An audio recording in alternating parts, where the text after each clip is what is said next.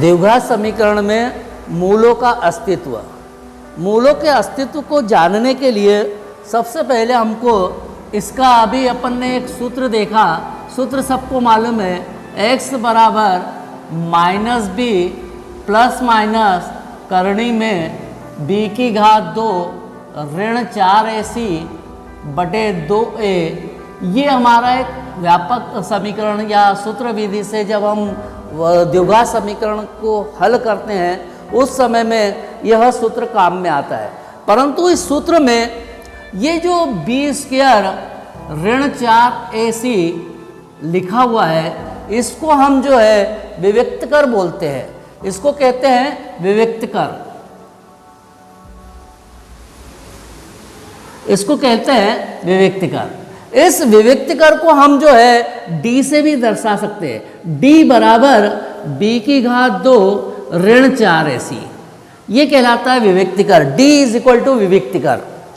अब यहाँ पर आपको इस b² ऋण 4ac के 3 मान प्राप्त हो सकते हैं। जैसे हमने अगर मान लो d बराबर b² ऋण 4ac को हल किया और कोई धनात्मक मान प्राप्त होता है,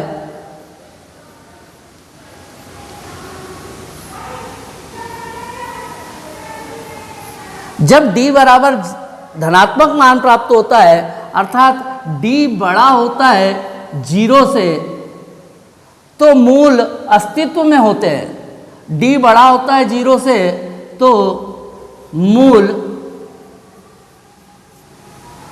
अस्तित्व में होते हैं।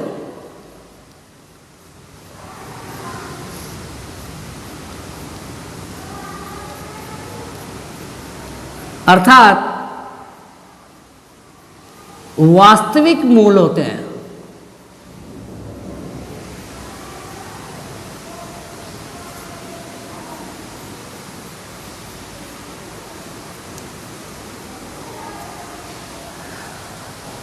ये हमारी पहली कंडीशन थी। d बराबर धनात्मक मान अर्थात d बड़ा हो 0 तो मूल अस्तित्व में होते हैं अर्थात वास्तविक मूल होते हैं। इसकी दूसरी स्थिति अपनी इस प्रकार की होती है कि जहाँ d बराबर 0 शून्य, d जो है वो शून्य के बराबर आ जाए, अर्थात d बराबर 0 तो मूल वास्तविक अस्तित्व में तो रहते हैं, मूल अस्तित्व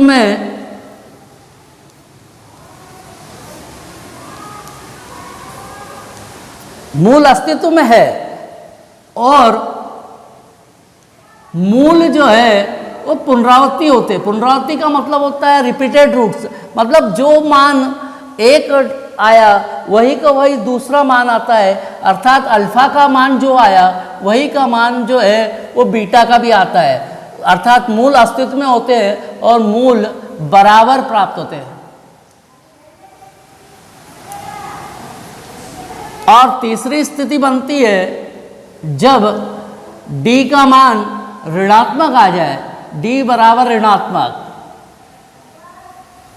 ऋणात्मक का अर्थ होता है अर्थात d छोटा हो 0 से, d छोटा हो 0 तो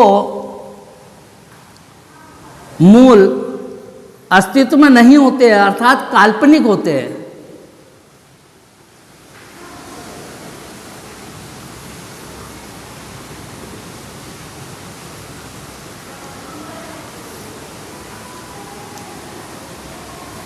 काल्पनिक होते हैं अर्थात ये मूल का अस्तित्व नहीं होता है। मूल का अस्तित्व